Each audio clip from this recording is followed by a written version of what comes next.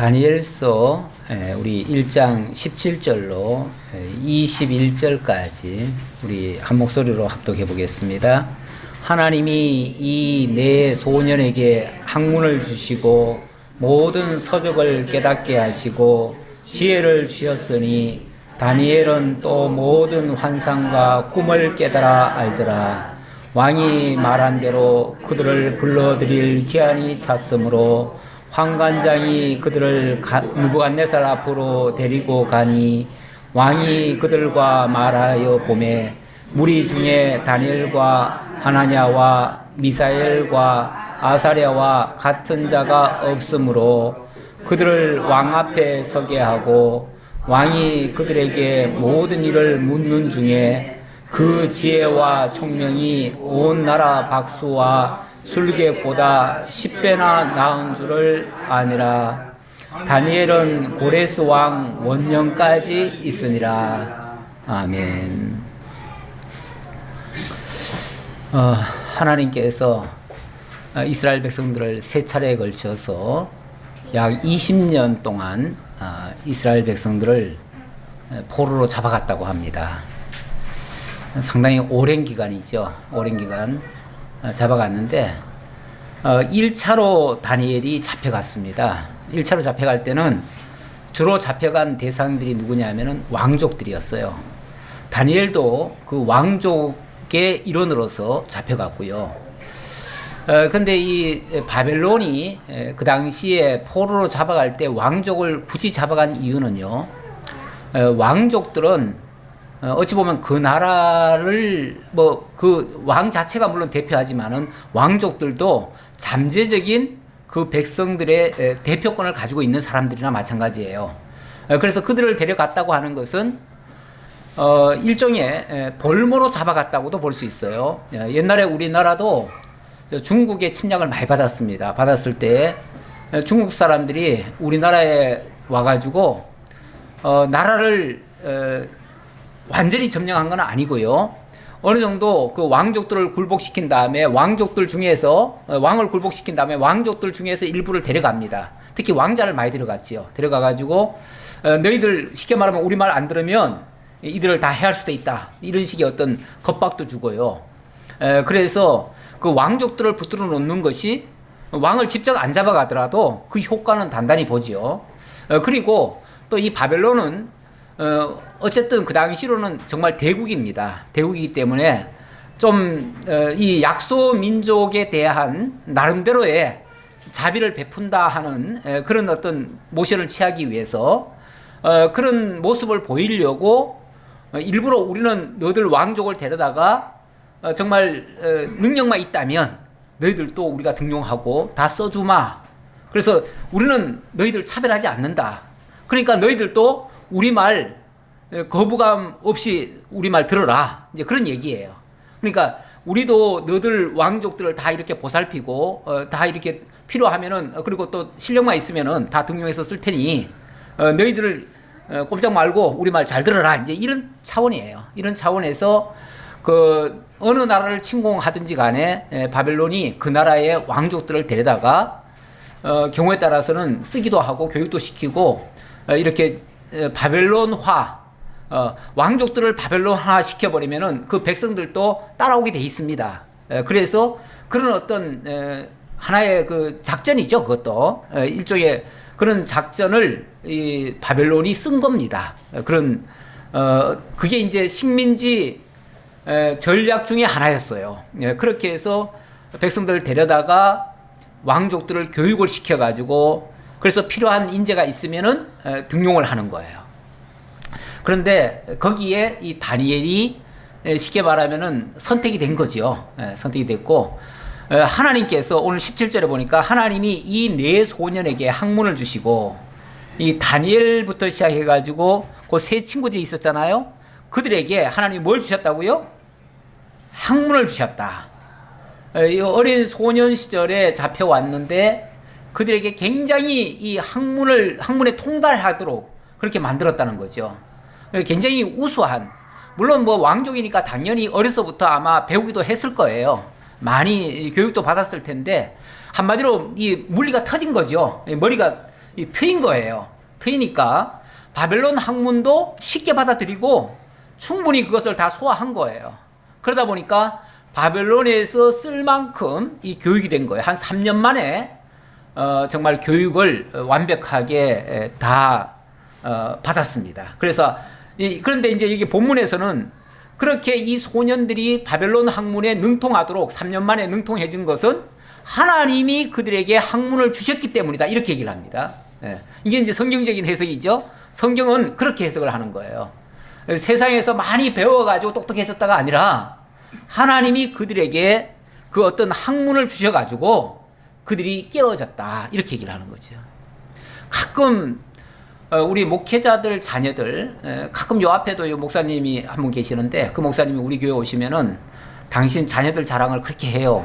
하는데 저는 그게 뭐 일부러 자랑하는 게 아니고요. 사실을 얘기한다고 봐요. 굉장히 자녀들이 똑똑하고 근데 학원을 하나도 안 보냈대요. 당연히 대부분 보면은 목회자 자녀들이 물론 뭐 큰 교회들은 보낼 수 있어요. 그러나 작은 교회 목회자 자녀들은 학원을 따로 보내는 일이 거의 없습니다. 제가 아는 범위에서는 그래요. 보내는 일이 없어요. 그러니까 그 목사님도 아마 그랬을 거예요. 그런데 굉장히 공부를 잘했다는 거예요. 그래가지고 당연히 학교에서도 우수한 성적으로 마치고 그리고 또 좋은 직장들을 다녀가지고 그 자녀들이 내는 11조 가지고 그 교회가 운영할 정도로 그렇게 정말 월급도 많이 받고 그렇게 잘 돼 있다. 이제 정말 하나님의 은혜다. 이제 그 얘기죠. 하나님의 은혜, 자기 자랑하려는 게 아니고 하나님 은혜를 자랑하려고 하는 거죠. 어쨌든 자기는 이제 정말 하나님 앞에만 잘 했는데 하나님이 이렇게 복을 주셨더라. 이제 그 얘기 한 거예요. 그래서 제가 지금 학문을 하나님이 주셨다라고 하는 말씀에서 제가 그 생각이 문득 들었는데 가끔씩 그렇게 이제 믿음의 자녀들이 정말 뭐 그렇게 크게 후원을 안 했음에도 불구하고 스스로 공부를 잘 하고 또 물리가 튀어가지고 모든 면에서 우수하게 그렇게 하는 부분들이 종종 그런 이야기를 듣습니다. 듣는데 틀림없이 하나님께서 정말 이 말씀 잘 듣는 것 때문에 예를 들어서 예배 잘 드리는 것 때문에 나는 예배 드리느라고 공부 못했다. 그래서 나는 좋은 학교 못 갔다. 이런 소리는 최소한 안 듣도록 하나님께서 아마 역사하실 거예요. 그러니까 이 말을 하는 이유는 말씀 듣는 거를 세상 바쁘다고 세상 공부한다고 양보해서는 안 된다. 지금 그 교훈을 여러분들에게 드리는 바입니다. 잘 명심하시고요. 어쨌든 우리가 하나님 앞에 먼저 하나님과의 관계가 먼저다. 이제 그 얘기를 하는 거예요. 하나님과의 관계가 먼저 되면 세상의 모든 부분도 하나님께서 열어주실 수 있다. 자, 그 얘기를 일단 말씀드리고요.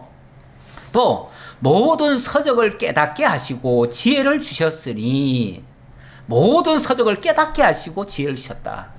쉽게 말하면은 책을 딱 펼치면은 무슨 내용인지 쭈르륵 이해가 다 되도록 했다 그 말이에요. 사실 이 책을 읽을 줄 안다는 거 굉장히 이거 어려운 것이기도 하고요. 정말 대단한 겁니다. 이 책을 다 읽을 수 있다는 거는요. 그러면은 모든 걸 다 터득할 수가 있어요. 이 책을 볼 수 있는 능력이 굉장한 능력입니다. 아무나 이 책을 다 읽는 게 아니에요. 어떤 사람들은 책을 아무리 봐도요 머리만 아프지 도대체 이해가 안 가요. 몇 페이지만 넘기면은 그 다음부터 앞에 뭐가 있었는지 이해가 안 돼. 다 잊어버려요. 이런 경우도 있어요. 그런데 정말 책을 잘 보는 사람들은요 책을 한번 전체 다 안 봐도 그냥 마치 수박 거들기식으로 쭈르륵 훑어가는데 전체 내용이 무슨 내용인지 파악을 해요.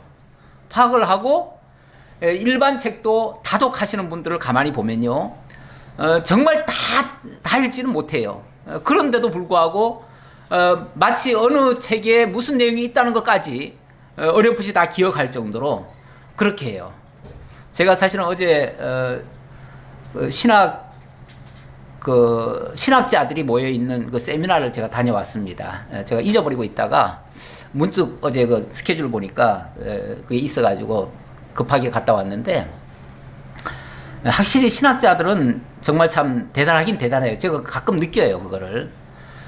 어쩌면 그 어려운 정말 히브리어 헬라어를 그렇게 뭐 마치 다 아는 듯이 서로들 얘기하더라고. 나는 모르는데 자기들끼리는 그냥 히브리 헬라어를 그냥 술술 얘기하는데 서로 다 알고 얘기하더라고요. 야, 저걸 어떻게 다 할까? 저도 소위 그래도 말씀 연구에서 가르치는 목사 중에 하나인데 정말 그분들은 그 분야에서는 정말 탁월하다. 그런데 다들 그러니까 이제 또 저녁심을 같이 먹었어요. 먹는데 점심 먹는 시간에 서로 이제 각자 자기 얘기들 해요. 어디 출신이다, 어디서 나왔다, 이렇게 서로 이제 교제하느라고 얘기를 하는데 저야 저는 그냥 작은 교회 목회자입니다. 이렇게 얘기를 했는데 그분들은 가만히 보니까 전부 다 남아프리카 무슨 신학교에 다녀왔고 또 어디 독일에 어디 신학교 다녀왔고 또 하란에 어디 신학교를 다녀왔고 그런 얘기를 해요. 정말 대단하긴 대단하셔요. 우리는 거기 가서 언어도 안 통할 것 같은데 그 사람들은 언어는 당연히 하고 거기 제3, 제4의 언어까지 정말 성경에 있는 언어까지 거의 이 통달하듯이 해가지고 그렇게 자유롭게 얘기할 정도니까 확실히 그 분야에서는 우리가 인정해야 되겠다. 정말 대단하다. 근데 정말 참 또 감사한 거는요. 그렇게 원어를 잘 알고 그렇게 잘 아시는 분들이 성경 해석한 거는 너무 어처구니가 없어가지고 성경 해석하는 건 너무 어처구니가 없어가지고 제가 그 내용을 듣다가 내가 하도 어이가 없어가지고 내가 뭐라고 할까 하다가 괜히 목사가 그 신학자들 앞에서 뭐라고 하는 것도 좀 그렇고 그래서 어제는 계속 참았습니다만은 히브리서 강의를 하는데 히브리서 연구를 했다고 얘기를 하는데 세상에 이게 무슨 영원한 천국 얘기냐 아니면 이 땅의 얘기냐 그런데 자기가 봐서는 이 땅의 얘기 같다. 그래 이렇게 이제 해석을 하는데 거기 이제 히브리서 기자 보고 그랬잖아요. 우리에게 안식이 남아 있을지라도. 그런 얘기 했죠. 안식 얘기 했죠. 그러면서 사실 그 얘기는 예수 그리스도를 통해서 영원한 안식 준다는 얘기 아니에요? 예수 그리스도를 통해서 영원한 안식이니까 그 안식이 무슨 안식이에요? 이 땅의 안식이겠어요? 당연히 영원한 천국 얘기하는 거지. 그런데 아무리 봐도 자기는 그건 아닌 것 같고 그런데 자기가 보는 아무리 문법적으로 다 뒤져보니까 그건 아니라는 거예요. 이러니 아무리 많이 배우면 또 뭐해? 결국은 성경 본문에 들어가 가지고는 전혀 딴소리를 하고 있어요. 그뿐이 아니라 요한복음도 얘기를 하는데 또 어제 세 박사가 발표를 하는데 하나는 히브리서 하나는 또 요한복음을 얘기하는데 요한복음도 전혀 엉뚱하게 또 얘기를 하더라고요. 야, 그래서 정말 또 감사한 거는 다른 부분에서는 몰라도 또 성경에서만큼은 또 우리로 하여금 하나님께서 이만큼 깨닫게 하신 게 정말 또 감사하다. 제가 그분들만큼 실력은 너무나 부족하고 학력은 너무나 많이 떨어지지만 그래도 이 성경을 볼 수 있게 눈을 열어주시고 하나님에 대해서 하나님의 존재에 대해서 이렇게 알아갈 수 있도록 하나님께서 키워주신 것이 너무 감사한 거예요. 그래서 제가 약간의 실망과 부러움과 동시에 그런 걸 느끼고 왔는데 우리 하나님께서요 정말 이 다니엘을 통해서 학문을 열어주시니까 그들이 알고 있는 그들이 쓰고 있는 그 용어나 그 모든 언어의 책에 그냥 보기만 하면 다 이해가 될 정도로 이렇게 하나님이 열어주신 거예요. 열어주시니까 이 책이라고 하는 게 사람의 지식을 그만큼 높여주잖아요. 굉장히 높여줘요. 지식과 지혜를 활짝 열어주는 거예요. 열어주니까 누가 보더라도 이 사람은 뛰어나게 보인 거예요. 그 바벨론 왕국의 황관장의 눈에 너무나 정말 탁월하게 보였던 거지요.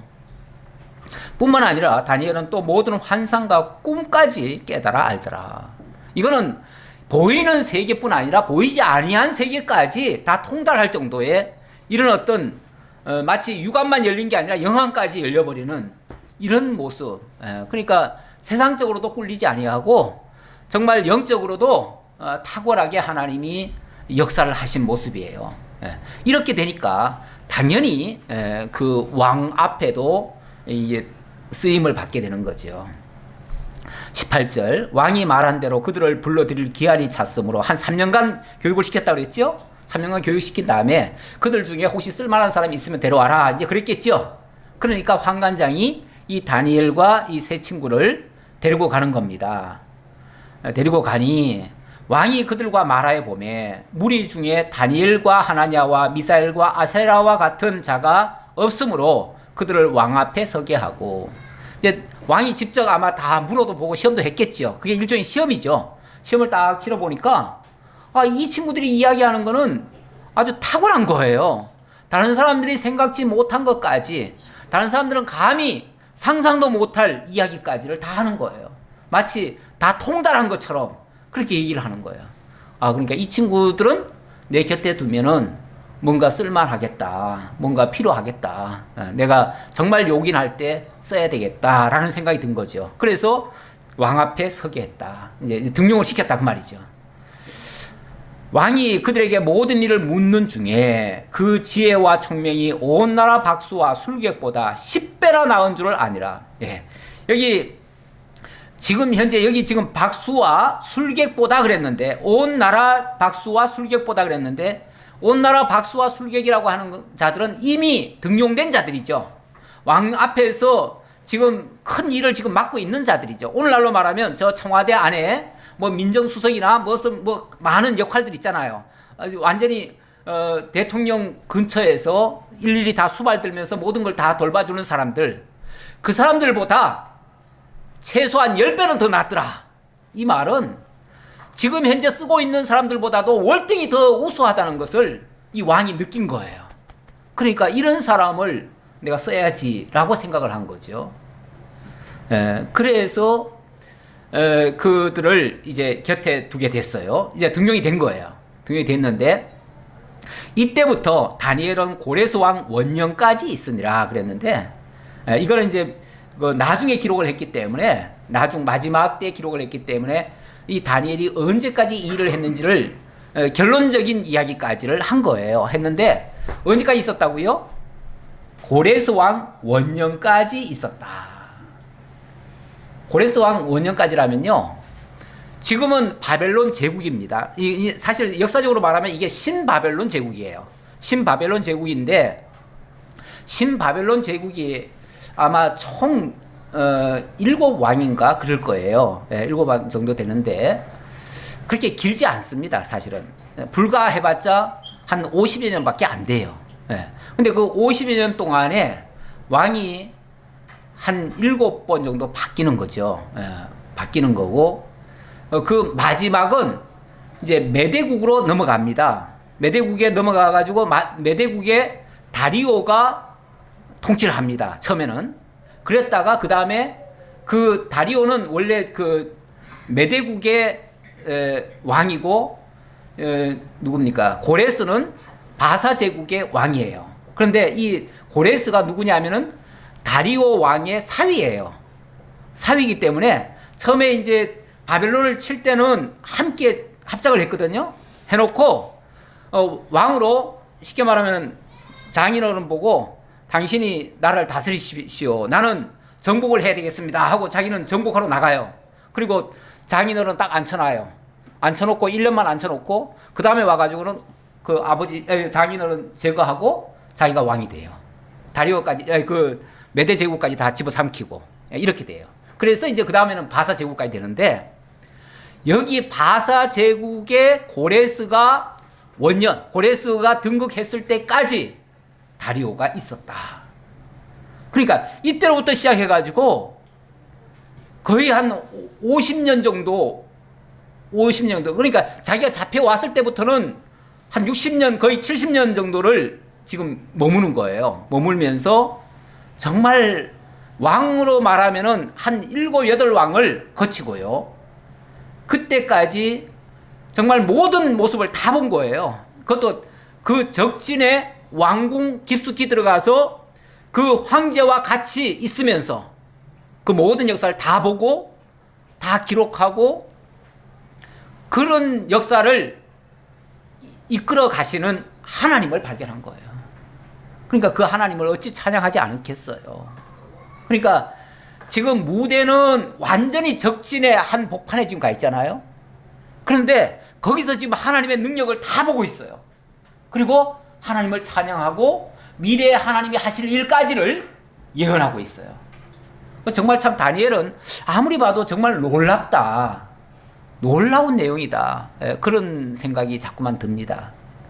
정말 하나님이 대단한 사람을 하나님께서 대단하게 키우신 거죠. 뭐 사실 다니엘이 대단한 게 아니라 다니엘을 위대하게 만들어 주신 거죠. 만들고 하나님의 역사를 보게 하시고 기록하게 하시고 미래를 예언까지 하게 하셔서 오고 오는 세대들에게 정말 하나님만이 전능자이시고 주권자이시고 대주제이심을 증거하시는 내용이죠.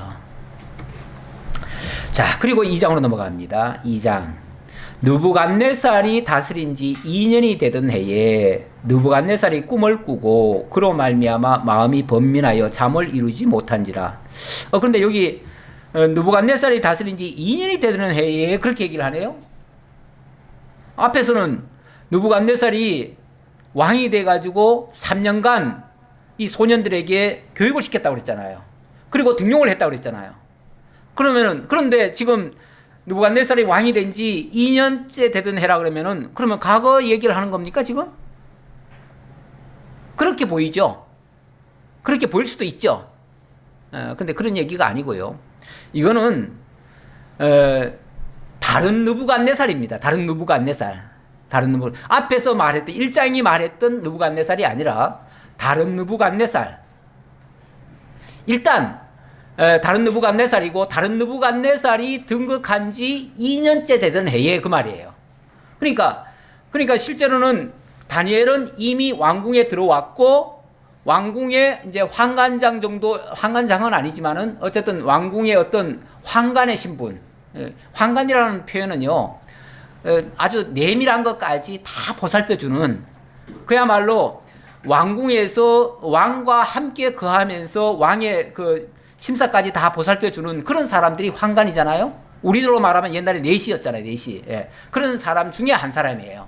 근데 우리나라 개념하고 좀 다르죠. 다른데 이 성경에는 어쨌든 황관이라고 지금 표현되어 있기 때문에 그렇게 이제 표현을 하는데, 어쨌든 정확한 지금 아직까지 직분은 뭔지는 잘 몰라요. 잘 모르지만 어쨌든 왕 곁에서 아주 높은 자리는 아니에요. 다니엘이 처음에는 높은 자리 아니었어요. 그렇지만은 그래도 그 많은 그 술객과 박수들과 그런 사람들과 함께 이렇게 보조해주는 그런 역할을 지금 하고 있었어요. 하고 있었는데, 느부갓네살이 다스린 지 2년째 되던 해다 그랬습니다. 2년째 되던 해에 엄청나게 큰 사건이 하나 벌어집니다. 그거는 왕이 꿈을 꾸고 너무 복잡한 꿈을 꿔가지고 그것 때문에 막 번민을 하다가 거기서 열받아가지고 이제 술객들이나 박수들한테 도대체 이런 꿈이 무슨 꿈이냐 하고서 그 꿈에 대한 내용을 좀 알고자 해서 물었는데 아무도 대답을 못하는 거예요. 대답 못하는 것 때문에 왕으로서는 그건 심각한 얘기 아니에요? 심각하니까 이놈들이 지금까지 날 속였구나 싶어가지고 저놈들 다 죽여라 하고서 그냥 화가 나니까 왕이 다 죽이려고 하는 이런 어떤 아주 큰, 왕궁 안에서는 굉장히 큰 이제 문제가 터진 거예요.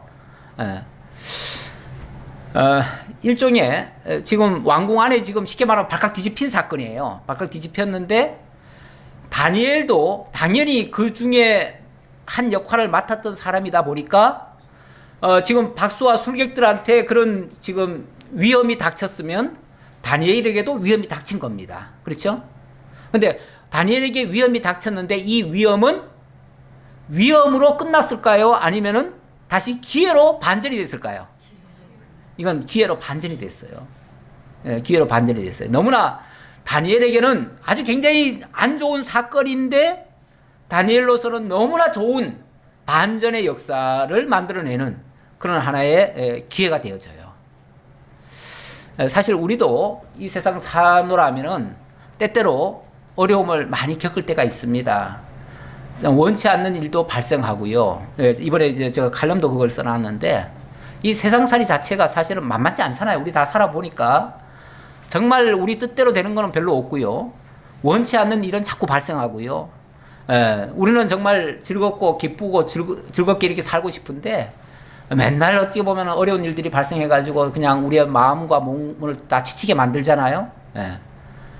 그런데 아무리 그걸 풀기 위해서 노력을 해봐도 잘 안 되고요. 뜻대로 안 되니까 때때로는 좀 원망스럽기도 하고, 더 나아가면 이제 좀 더 심각해지면 이제 하나님이 계시냐 안 계시냐까지 나가고 이렇게 이제 되어지는데, 그런데 정말 하나님을 제대로 안다면요, 어떤 어려운 문제가 왔을 때 그것이 하나님께서 이 일을 통해서 하나님의 역사를 보이고 하나님의 능력을 보이고, 그로 말미암아 나로 하여금 새롭게 하실, 어찌 보면 이건 기회인 거죠. 기회.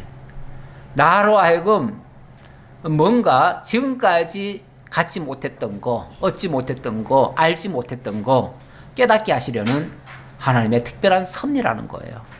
그래서 이 그리스도 안에서, 하나님 안에서는 사실은 부정적인 게 없습니다. 아무리 안 좋은 거라도 지나놓고 보면 그걸 통해서 훨씬 더 좋게 하시는 하나님인 것을 분명히 깨닫게 되어집니다. 자, 어쨌든 그건 그렇고요. 일단 이 부분을 정확히 좀 해석하려니까 또 역사적인 얘기를 조금 안 할 수가 없는데요. 일단 여기 느부갓네살이 다스린 지 2년이 되던 해라고 했으니까 앞에 3년이 지난 다음에 다시 2년째로 되돌아간 건 아니에요. 그렇죠? 왜냐하면 3년이 되기 전에 만약에 2년 차라고 한다면 그때는 다니엘이 등용이 됐습니까? 안 됐습니까? 안 된 상태지요. 안 된 상태인데 이 문제에 같이 연루될 이유가 없잖아요. 그렇죠? 그러니까 이거는 전혀 그 얘기는 아니고요. 그 이후에 있었던 이야기예요. 그 이후에 있었던 이야기고, 그 이후라면 느부갓네살이라는 이름은 같아도 같은 왕이 아니란 얘기예요. 예. 일단은 느부갓네살이라는 이 단어, 이제 이름 있죠. 이름. 이 고유명사인데, 이 고유명사는요, 사실은 엄밀한 의미에서는 사람 이름, 사람 고유명사가 아니고요. 이름의 명사가 아니고요. 이거는 보좌의 명칭입니다. 보좌의 명칭. 예. 제가 누굽니까? 바로 애굽에 같은 경우는, 애굽에는 왕이 계속 바뀌어도 계속 뭐가 붙습니까? 계속 바로라고 그래요. 바로. 그래서 애굽의 바로가요, 아주 옛날에도 바로가 나오고 한참 후에도 바로가 나오고요, 몇백 년 후에도 또 바로가 나와요. 그럼 도대체 이 바로는 뭐 영원히 죽지 않는 사람인가? 이렇게 생각할 수 있지만 그게 아니고 역대 왕이 전부 다 바로인 거예요. 그게 이제 보좌 명칭이라고 그래요. 그 자리의 명칭이다 그 말이에요. 그래서 이 느부갓네살이란 말, 일단 느부는 사실은 그 바벨론의 신의 이름이에요. 바벨론 신의 이름이에요. 이 신이에요, 신. 이게 바벨론 사람들이 믿고 있는 신이에요. 이 바벨론 신의 이름이요, 몇 가지가 됩니다. 이 느부도 있고요, 또 이 말뚝도 있습니다. 말뚝이라고 하고 또 마르둑이라고도 합니다. 말뚝 같은 말이죠. 근데 요거는 이제 그 어느 왕이 정권을 차지하느냐에 따라서 자기 이름에다가 말뚝을 넣을 수도 있고요, 느부를 넣을 수도 있어요. 느부를 넣을 수도 있는데 지금 여기에 왕은 이제 느부를 넣은 거예요. 느부를 넣고, 이 갓이라고 하는 것은 요거는 이제 요거는 그릇이라는 뜻이에요. 그릇. 4살. 이 4살이라고 하는 것은 지키는 자라는 뜻이에요. 지키는 자. 요걸 이제 요걸 풀이를 해보면 이게 이제 결국은 세 단어가 포함된 단어예요. 세 단어가 포함된 단어인데, 마르둑, 그러니까 이 느부라고 하는 신이 바벨론의 신인데, 고유한 그 신이 늘 지켜주는 자, 신이 지켜주는 자, 신이 세운 자. 그러니까 이 왕은 신이 세운 왕입니다. 신의 보호를 받고 있는 위대한 자입니다. 이런 의미예요. 이 의미가. 그래가지고 자기 이름을 드높이려고 이렇게 부르는 거예요. 그래서 느부갓네살이라는 말은 이건 자기 이름이 아니고요, 이거는 보좌 명칭이다. 그렇게 이해를 해주시고, 일단요. 그러면 이제 본명은 따로 있겠죠? 따로 있어요. 따로 있는데, 일단 제가 아는 대로 바벨론의 그 왕들 이름을 조금 한번 열거해 볼게요. 이 신바벨론 제국이 세워진 거는 누구에 의해서 세워졌냐면 나보폴리살이라고 하는 사람을 통해서 나보폴리살이라는 사람이 이 신바벨론 제국을 세웁니다. 그 전까지는 그냥 바벨론이었어요. 바벨론이었고, 그런데 성경에는 계속 바벨론이라고 하니까 옛날에도 바벨론, 지금도 바벨론 그러는데 엄밀한 의미에서는 일반 작은 나라일 때의 바벨론과 이 제국으로서의 바벨론은 달라요. 다른데 그 제국으로서의 바벨론을 뭐라고 그러냐면 신바벨론 제국이다, 그렇게 얘기를 해요. 이 일반 역사 책에는 그렇게 돼 있어요. 근데 신바벨론 제국의 제1대 황제라고 한다면 바로 나보폴라살입니다. 네, 나보폴라살. 이 나보폴라살은 605년까지, 625년에서부터 605년까지, 이 BC죠. BC 625년에서 605년까지. 605년이면은 언제지요? 605년이면은 다니엘이 잡혀올 때예요. 605년에 제1차 포로 잡혀올 때잖아요. 예. 그래서 605년 때에 제1차로 이제 이 나보폴라살이 팔레스타인까지 다 점령을 했어요. 다 점령을 하고, 그리고 백성들을 이끌고 이제 이쪽으로 왔지요. 왔는데 그 다음에 이 왕이 갑자기 죽습니다. 갑자기 죽어요. 죽어가지고 그의 아들이 사실 느부갓네살이라고 합니다. 근데 이 느부갓네살이라고 하는 거는 제가 생각할 때는 정확한, 지금 모든 역사책에는 다 느부갓네살이라고 그게 써 있어요. 써 있는데 이 사람의 본명을 정확히 지금 몰라서 그냥 이 사람이 대표적인 사람으로 지금 느부갓네살이라고 하지 않나, 이렇게 지금 저는 유추를 합니다. 유추를 하는데 어쨌든 이 사람을 느부갓네살이라고 일단 얘기를 했는데 이 사람이 이제 605년부터 꽤 오랫동안 다스립니다. 562년까지. 이건 BC예요. BC니까 제가 마이너스로 표시를 할게요. 네. 605년부터 562년까지. 꽤나 오래 하는 거죠. 한 40년간 하나요? 네. 그리고 나서 그 아들이 누구냐면 우리 성경에는 에윌 무로닥이라고 합니다. 에윌 무로닥.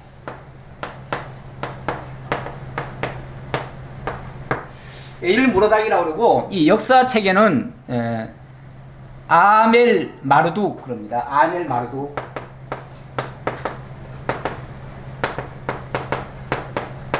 제가 아까 이 신의 이름이 느부 신도 있지만은 이 마르둑 신도 있다고 그랬잖아요.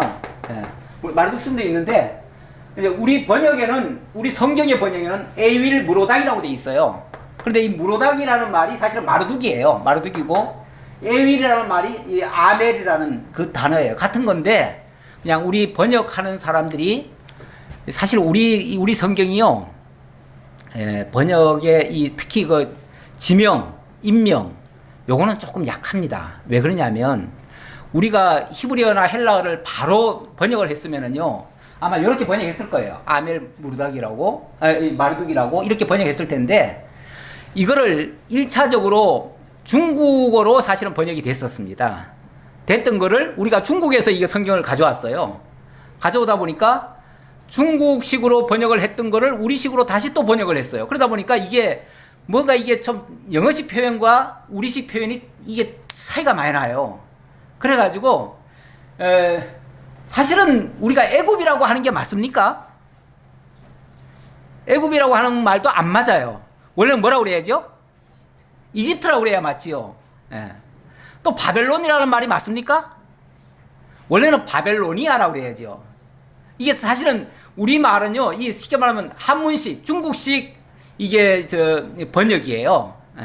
근데 중국 사람들도 보니까 뭐 꼬리가 길어요. 꼬리가 긴데 우리는 또 이걸 또 한문식으로 적어놓고 한문을 읽으니까 우리말식으로 읽으니까 우리는 딱딱 잘리잖아요. 이집트를 갖다가 애굽 이런 식으로 부르잖아요. 어떤 사람들은 영국, 미국, 또 뭐 독일 이렇게 부르는 것도 사실은 이거 옳지 않다고 그래요. 예, 원래 영국이라는 나라가 있습니까? 예, 그렇죠. 잉글랜드라고 해야죠. 잉글랜드를 왜 영국이라고 부르죠? 예. 또 미국은 아메리카잖아요. 아메리카를 왜 미국이라고 부르죠? 이렇게 부르는 게 옳지 않아요. 이제 중국에 가니까 독일을 갔다가 덕국이라고 그러더라고요. 덕국. 예? 예, 그렇죠. 그쪽은 저머니, 뭐 영어로 말하면 저머니, 게르만 이렇게 표현해 봤는데 우리 식으로 이걸 한문식을 갖다가 이렇게 한문을 적어 놓고 한문을 그대로 우리가 읽다 보니까 전부 다 이름이 다 이상해져 버렸어요, 사실은. 그래서 마치 세상 역사책하고 다른 것 같이 표현되어 있는데 사실은 다른 게 아니에요. 우리가 번역을 이렇게 2차, 3차 이렇게 번역된 걸 갖다가 또 번역을 하다 보니까 이렇게 이상하게 번역이 된 거예요. 이건 특히 외래어를 그렇게 번역할 때 그렇게 된 거예요. 프랑스를 뭐라고 그래요? 제가 지금 딴 얘기는 빗나갔는데 예? 불란서 뭐 어? 불국 그러니까 다 엉터리로 지금 그러니까 한문으로 번역해 놓은 것도 다 엉터리예요. 또 미국도 우리는 우리는 아름다운 미자 쓰나요? 쌀미자 쓰죠? 우리는 아름다운 미자예요? 그건 좋게 봐서 그래. 일본 사람들은 쌀미자 써요. 그래서 어떤 사람들은 미국을 가르쳐서 쌀국 그러잖아요. 이렇게 그래 좀 엉터리죠, 그런 것들은. 그런데 어쨌든 우리 성경에는 아윌 무로닥 요거는 우리 한번 찾아볼게요. 어디를 한번 찾아보냐면 열왕기하 25장 27절. 요거는 이 본문과 관련이 있어서 제가 찾아봐야 돼요. 열왕기하 25장 27절. 누가 한번 찾으셨으면 읽어봐요.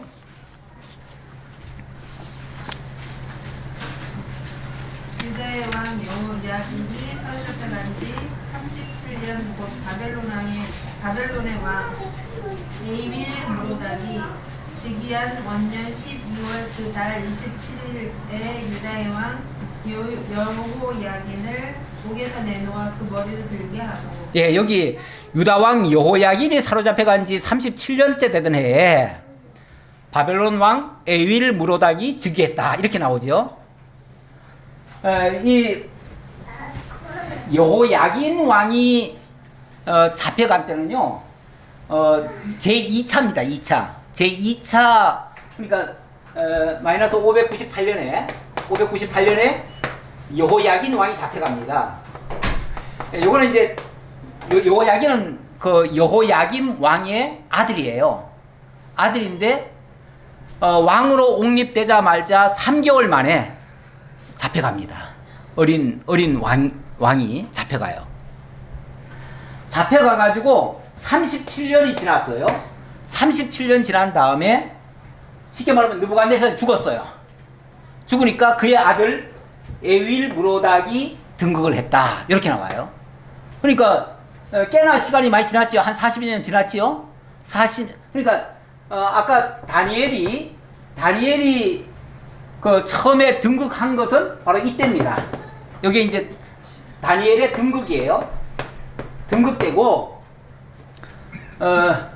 처음에 잡혀갔을 때는 나보폴리스 할 때 잡혀갔고요. 여기서 다니엘이 잡혀갈 때는 나보폴라스 할 때고요. 다니엘이 등극할 때는 느부갓네살 할 때고요. 그리고 지금 새로운 왕이 등극해가지고 왕 앞에 지금 불려갈 때 그 2년 차다 이거는 바로 에윌 무로닥이 이 새로운 왕이 돼가지고 그때에 바로 다니엘이 왕 앞으로 데려가는데 이 에윌 무로닥은 사실은 2년밖에 다스리지 못해요. 2년 어찌 보면은 제일 큰 일을 했어요. 무슨 일을 했습니까? 다니엘을 데려다가 다니엘을 드높였어요. 굉장히 드높였어요. 물론 그건 굉장히 큰 사건을 만나가지고 그렇게 한 거예요. 그렇게 해놓고 그때 다니엘을 너무 좋게 봐서 그런지 어째서 그런지 갑자기 유다 왕국에서 잡혀온 그 왕 여호야긴을 갖다가 뭐 하죠? 풀어줘요. 감옥에서. 풀어주고 자유인을 만들어줘요. 예. 그러니까 감옥에 집어넣었다가 37년 만에 지금 풀어주는 거예요. 사면을 해주는 거예요. 그리고 그때부터는 왕과 함께 식사를 같이 할 정도로 왕궁에서 정말 왕 대접을 받는 거예요. 아니 어떻게 적국의 왕이 잡혀와서 죄인으로 있다가 갑자기 이렇게 풀려나가지고 왕 대접을 받을까요? 네, 우리가 유추하건대 지금 2년 차에 다니엘이 지금 왕 앞으로 불려갔잖아요. 가가지고 세상에 너 같은 사람이 없다 하고서 그냥 엄청나게 지금 칭찬을 받았잖아요. 그리고 나서 정말 그 다음에 총리가 바로 됐나요? 어쨌나요? 자관 가장 높은 자리에 올려줬잖아요. 그래 놓고 그 왕을 풀어줬다. 이렇게 짐작이 갑니까 안 갑니까? 가요. 너무 억측인가요?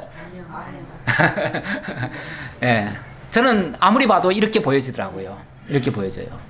그래서 우리 하나님께서 그 적진 가운데서도 이 다니엘을 높이고 그 왕권을 그렇다고 뭐 완전히 뭐 조국으로 돌려보내고 이건 아니지만은 예, 정말 적국이지만은 적국으로 대하는 게 아니라 정말 왕으로 인정을 해준다 그 말이죠. 그래서 왕궁에서 같이 식사를 할 수 있을 정도의 그런 대접을 받게 해준다. 이거 엄청난 지금 혜택 아니에요? 근데 이게 왜 갑자기 이런 일이 발생하냐 그 말이에요. 다니엘이 그런 역할을 했기 때문에 그렇게 됐을 것이다. 이거 물론 이 본문에는 없어요. 없는 말이고 다만 제2년에 이런 일이 있었고 또 에윌무로닥이 이때에 여호야긴을 풀어줬다는 것과 지금 일치되니까 제가 한 말이에요. 그리고 그 다음 왕은 분명히 이 느부갓네살은 아니다. 그렇다면 이 느부갓네살 아니면 이 왕이겠죠. 그래서 이 왕 때 이런 사건이 있었다는 걸 제가 설명을 드리는 거예요. 물론 이 다음에 다른 왕일 수도 있어요. 다른 왕일 수도 있는데 그 다음 왕은요 누가 또 됐냐면은 그 다음에는 사위가 됩니다. 사위가 네르갈 살레셀이라고 하는 사람. 네르갈 살레살.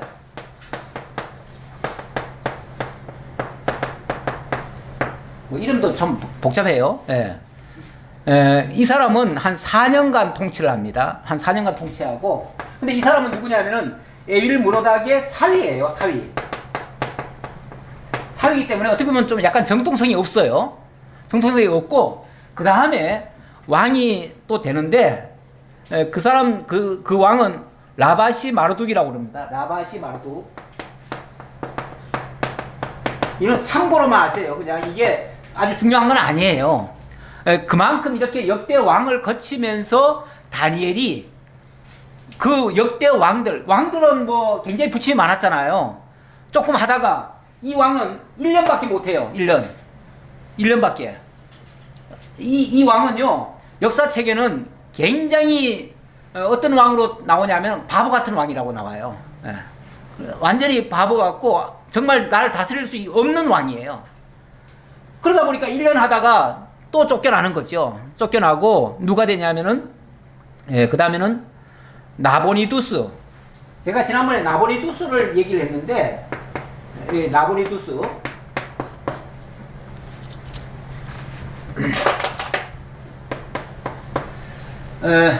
저는 혹시 이 나보니두스가 아닐까라는 생각을 했어요. 왜냐면 이건 짤막짤막하게 지나가잖아요. 2년, 4년, 1년 그렇잖아요. 근데 이 나보니두스는 한 7년을 합니다. 7년간을 다스려요. 다스리고 이 사람은 나중에 누구한테 물려주냐면은 그 아들 벨사살한테 물려줍니다.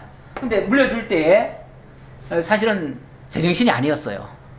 제정신이 아니다 보니까 뭐 미치광이가 됐다 이런 표현도 있고요. 어쨌든 제정신이 아니었어요. 그런데 결국 아들한테 물려주고 자기는 뭐 몸을 치료한다고 세계로 이렇게 돌아다니고 그랬는데 이 벨사살이 나라를 한 12년간 다스립니다. 다스리다가 뭐 성경에는 뭐 되자마자 바로 망한 것 같이 돼 있지만 실제로는 한 12년 갑니다. 12년 가는데 이 벨사살 때 완전히 흥청망청 하다가 결국은 메데와 바사 이 연합국에 의해서 하룻밤에 무너지죠. 그렇게 해서 완전히 멸망을 당합니다. 그럼 여기까지가 쉽게 말하면은 완전히 이제 요 과정이에요. 그래서 왕으로 말하면 이때 등극해가지고 하나, 둘, 셋, 넷, 다섯, 여섯이네요. 여섯이고 그 다음에 이제 다리오 왕. 다리오는 이제 메대 제국의 다리오 왕입니다. 아까 얘기했던 누구예요? 바사의 고레스의 장인. 고레스의 장인.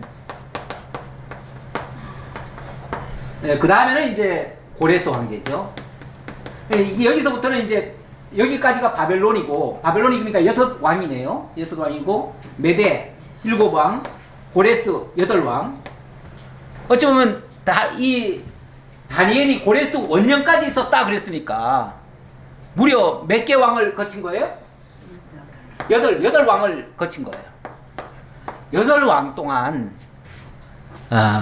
정말 한 5, 60년 동안 관직에 있으면서 그때 뭐 정권이 막 이리저리 바뀌니까 원래 옛날에 우리나라만 해도요. 우리나라는 같은 이시조선 계속 그걸로 이렇게 내려왔지만은 그래도 정권이 바뀌면요.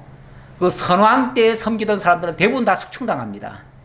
그래가지고 제대로 온전하게 살아남지 못했어요. 왕이 바뀐다는 거는 이렇게 엄청난 그 출혈이 있어요. 있는데 정말 이 8왕을 거치면서 나라도 바벨론에서부터 메대 파사까지 이르도록 이렇게 인정받고 정말 하나님 앞에서의 역할을 제대로 수행하면서 이렇게 할 수 있는 자는 정말 대단합니다. 이거는 이 세상에서 있기가 힘든 일이에요, 사실은. 그런데 하나님께서 보호하셔서 이게 가능했다. 결론은 그거밖에 얘기할 수가 없어요.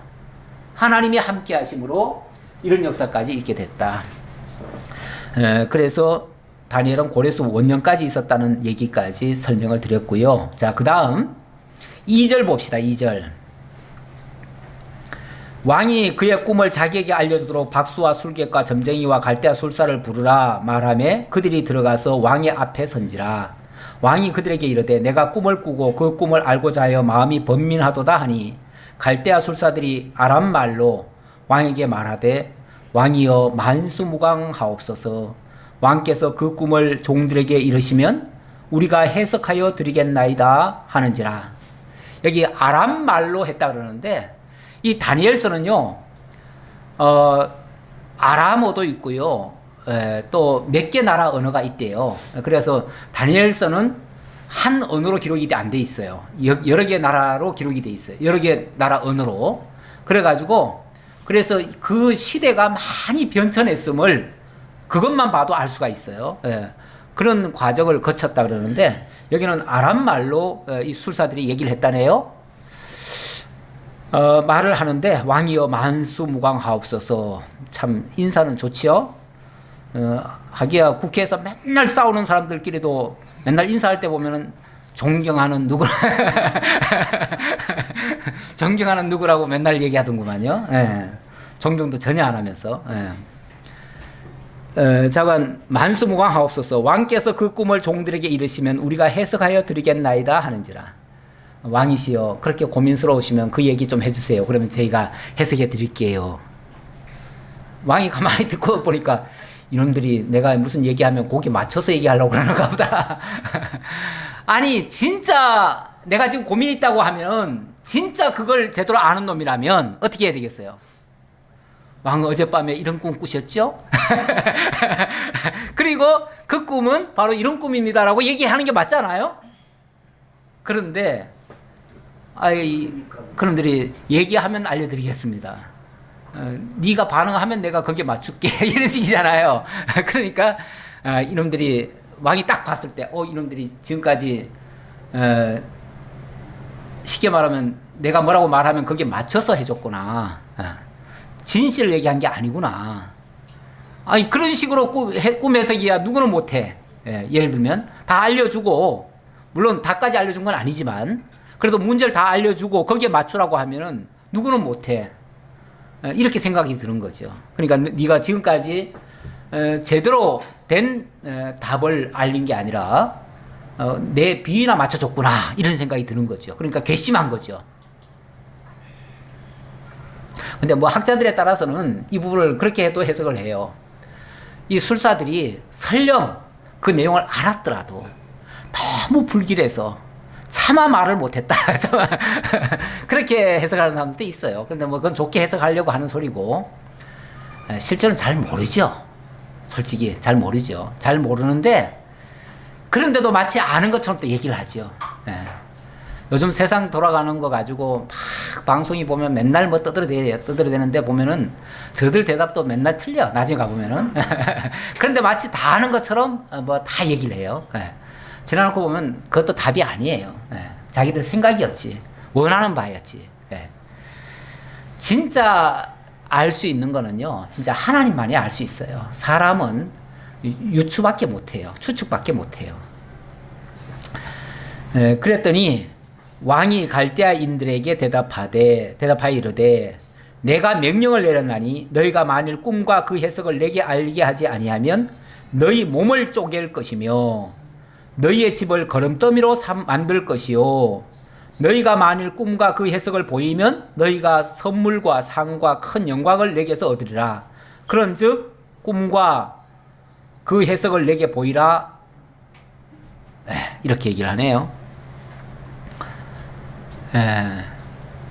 너희들이 지금 나보고 뭐 얘기를 하고 거기에 맞춰서 얘기하겠다는데 너희들이 진짜 안다면 내가 무슨 꿈 꿨는지까지 너희들이 얘기하고 거기에 대한 답을 해야 될 것이다. 만약에 그렇지 않다면 너희들 지금까지 나 속인 것밖에 안 된다. 그러니 너희를 완전히 다 쪼갤 것이다. 그리고 너희 집들은 다 부셔가지고 거름더미를 삼아볼 것이다. 너희들 지금까지 왕을 농락한 거다. 이런 식으로 아주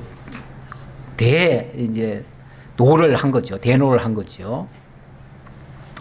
그랬더니 그들이 다시 대답하여 이르되 원하건대 왕은 꿈을 종들에게 이르소서 그리하시면 우리가 해석하여 드리겠나이다 하니 왕이 대답하여 이르되 내가 분명히 아노라. 너희가 나의 명령이 내렸음을 보았으므로 시간을 지연하려 함이로다. 내가 이미 얘기했는데 명령까지 했는데 그렇게 말한다는 것은 어떻게 해서든지 이 위기만 모면하고 시간만 질질 끌어가지고 나중에 딴소리 하려고 하는 소리다. 너희들 그런 얄팍한 수 더 이상 안 통한다. 지금 당장 해결해라. 그렇게 이제 호통을 치는 거죠. 그러면서 너희가 만일 이 꿈을 내게 알게 하지 아니하면 너희를 처치할 법이 오직 하나이니 이는 너희가 거짓말과 망령된 말을 내 앞에서 꾸며 말하여 때가 변하기를 기다리려 함이라. 이제 그 꿈을 내게 알게 하라. 그리하면 너희가 그 해석도 보일 줄을 내가 알리라 하더라. 자, 이제는 해석부터 먼저 하라는 게 아니에요. 이게 무슨 꿈이냐가 아니라 내가 무슨 꿈 꿨는지부터 너희들 대답해라. 그거 만약에 얘기 안 한다면 너희들의 지금까지 말한 건 다 거짓말이었다. 그냥 갖다가 그냥 맞춰준 것 뿐이다. 그거는 다 말짱 거짓말이었다. 지금까지는 그게 통했을지 모르지만 이번에는 안 통한다. 어찌 보면 참 왕이 억지 쓰는 것 같기는 하지만은 사실은 맞는 말이죠. 맞는 말이죠. 진짜 그 꿈이라고 하는 거에 대한 제대로 된 해석을 하려면은 그 꿈이 무슨 꿈을 꿨는지부터 미리 얘기해야 될 거예요. 세상에서도 가끔 굉장히 그 안 좋은 꿈을 꾸거나 굉장히 안 좋은 뭔가 낌새가 있으면은 누구한테 가서 상의를 합니다. 내가 이런 일이 있었는데 이거 어떻게 된 겁니까? 라고 묻습니다. 그러면 답할 수 있을까요? 없을까요? 대략 심리학을 좀 전공한 사람도 대략 답을 할 수가 있어요. 저한테 물어도 제가 50%는 최소한 맞출 수 있어요. 최소한 50%는 맞출 수 있어요. 잘하면 한 7, 80% 맞출 수도 있을 것 같아요. 만약에 다 얘기를 하면. 그러나 얘기를 안 하면요. 사실은 못 맞추죠. 그렇다면 반대로 얘기를 해가지고 맞춘 거는 제대로 된 답일까요? 결론적으로는 그건 제대로 된 게 아니에요. 그러니까 상담해가지고 답을 듣고 그걸로 하는 거는 사실은 바람직한 방법은 아닐 수도 있어요. 이게 정말 하나님의 뜻은 아닐 수도 있어요. 제대로 알려면은 정말 말하기 전에 먼저 알면은 참 좋죠. 근데 사실 뭐 그런 거는 거의 불가능에 가깝고요. 가끔 그렇게 하는 사람도 있긴 있어요. 가끔 누가 아예 그냥 상담방을 만들어 놓고 누가 딱 들어오면 성경 딱 펼쳐놓고 너 이런 일로 왔지? 그리고 그래가지고 딱 얘기해가지고 완전히 기선제압하고 그 다음에 이렇게 해라. 네가 들어올 때부터 내가 다 보았느냐. 근데 성경에 그런 얘기가 조금 있지요. 예, 누가 그랬어요?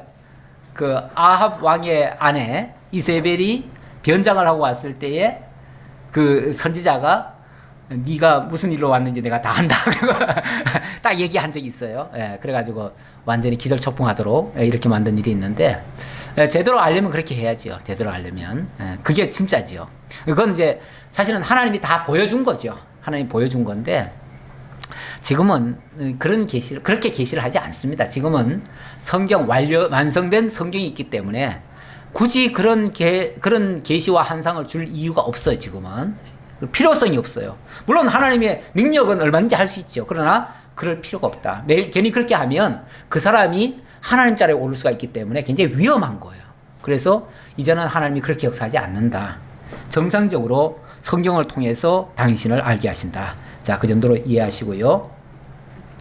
그랬더니 10절 갈대아인들이 왕 앞에 대답하여 이르되 세상에는 왕의 그 일을 보일 자가 한 사람도 없으므로 어떤 크고 권력 있는 왕이라도 이런 것으로 박수에게나 술객에게나 갈대아인들에게 물은 자가 없었나이다. 야, 이제 대드네요. 왕 앞에 지금 대들어요. 세상에 어느 나라 어느 박수나 술객이 왕이 알려주지도 않는데 그걸 대답한 자가 어디 있습니까? 그런 일은 없습니다. 예.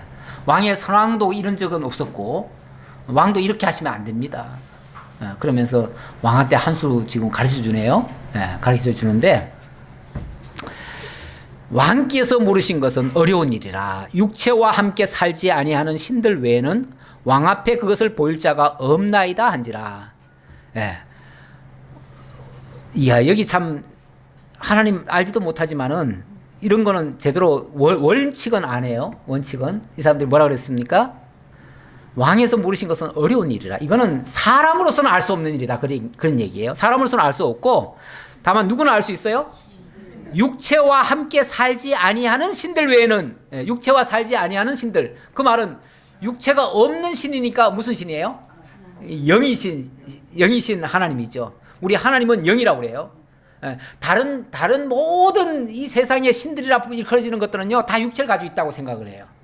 그래서 다른 모든 종교의 신들은요 육체를 가지고 있고요. 때로는 저 그리스 신들 보면은 다 사람처럼 결혼도 하고 자녀도 낳고 그래요. 그래가지고 다 신들이 뭐 다 사람 비슷하게 그렇게 행동을 하고 그러는데 이게 뭐 말뚝이니 뭐니 이런 것도 다 마찬가지예요. 그런데 어느 신만은요 육체와 함께하지 아니하는 신, 다시 말하면 영으로만 존재하시는 신, 그 신만은 이 일을 하실 수 있습니다. 그 신이라면 할 겁니다. 그 신 외에는 못합니다. 자, 이렇게 얘기를 하네요. 그러니까 뭔가 원칙은 알고 있네요. 그렇죠? 예. 그 답은 모르지만 자관 어떤 원리는 알고 있어요. 예. 왕이 이로 말미암아 진노하고 통분하여 바벨론의 모든 지혜자들을 다 죽이라 명령하니라. 이거는 이제 아주 죽기로 작정하고 이제 마지막 발악한 거죠. 예. 우리가 그래도 죽을 때 죽더라도 바른 소리는 하고 죽겠다고 또 아마 했겠죠. 했는데 이거는 이제 살기를 포기한 사람들이죠. 예. 포기한 사람들이죠. 어쨌든 왕에게 대들었어요. 그랬더니 왕이 진노하고 통분했다고 그러잖아요. 너무너무 화가 나가지고 진노 정도가 아니라 막 너무 분해가지고 이놈들이 나를 속이고 이제는 날 왕을 짐을 능멸하느냐 그랬겠죠. 그러면서 이제 저놈들 당장 다 죽여버려라 이제 명령을 던져버린 거예요. 그랬더니 왕의 명령이 내림에 지혜자들은 죽게 되었고 이거 꼼짝없이 죽는 거예요. 이 바벨론 왕의 명이라고 하는 건요 한번 내려지면 번복이라는 게 안 됩니다. 정말 이거는 심각한 명령이에요. 네, 심각한 명령인데 꼼짝없이 죽었어요. 그래서 이제 죽게 되었고 라고 아예 단정적으로 얘기하잖아요. 이거 다 죽었어. 이제 다 죽은 거예요. 이거 다 죽게 되었고 다니엘과 그의 친구들도 죽이려고 찾았더라. 다니엘과 그의 친구들도 역시 그 우두머리는 아니지만 그들 중에 한 파트를 맡아가지고 지금 어떤 역할을 하고 있는 중이에요. 그러니까 당연히 그들이 죽으면 다니엘도 죽는 거죠. 같이 죽는 거죠. 뭐 한 도매금으로 같이 넘어가는 거죠. 죽었으면 어떻게 됐을까요?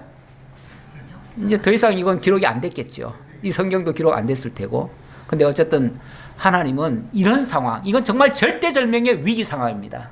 이 위기 상황 하나님이 어떻게 역사하실 것인가.